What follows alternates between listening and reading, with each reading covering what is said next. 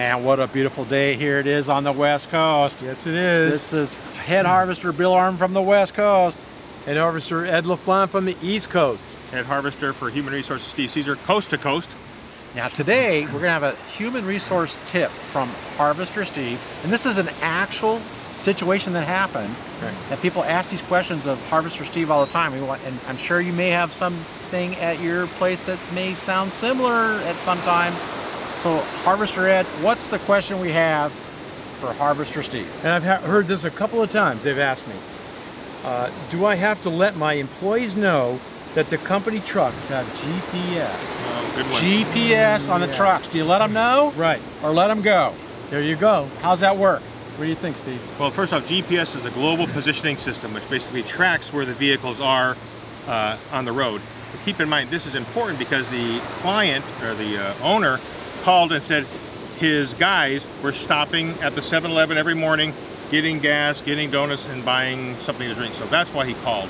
So the answer to the question is actually, you don't have to tell them about GPS, but you should.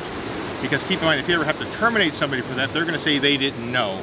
So depending upon state and federal law, you should have it in a couple of different places. First, your employee handbook should talk about using company vehicles, okay? It should be in there.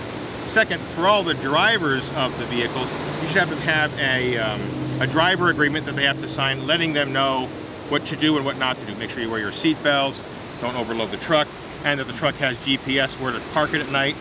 Keep everybody in mind. But it also comes down to the fact of who the passengers are, because they could be part of that as well. So you don't have to let them know about GPS, but to be, professional and secure about it, you should, because that way people know they're being held accountable for leaving a job site early, going to 7-Eleven, or whatever. Or maybe even their speed.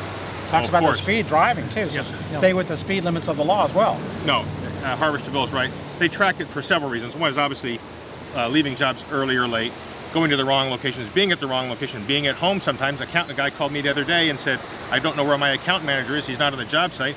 He said, go to the GPS. He was at home, okay, supposedly working from home that day without letting his supervisor know.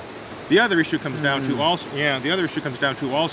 in terms of GPS, just letting people know where you are, making sure that your supervisors or account manager or branch manager have the proper reporting tools, that they check these things on a routine basis. Because if you have GPS, but you're not using it, or you're only using it for 1 or 2 guys and discriminate against the rest of the guys, that could be trouble as well. So make sure you do it fairly in a very consistent way.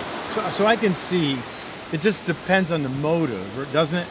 If you want to tell them about the GPS, it'll be a deterrent. Then they're going to be very cautious about doing that.